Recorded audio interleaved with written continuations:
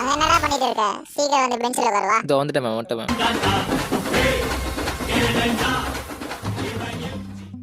ஹைடா.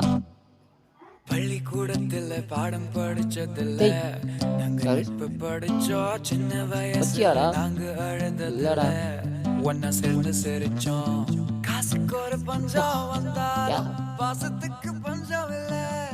ஆஹா, வீட்டில் இருக்கிற கொஸ்டின் வந்திருக்குது, போடு.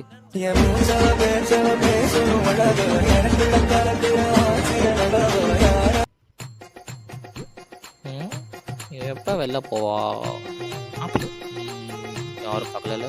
ஓகே, ஆயுதத்தை வெளில எடுத்துருவோம்.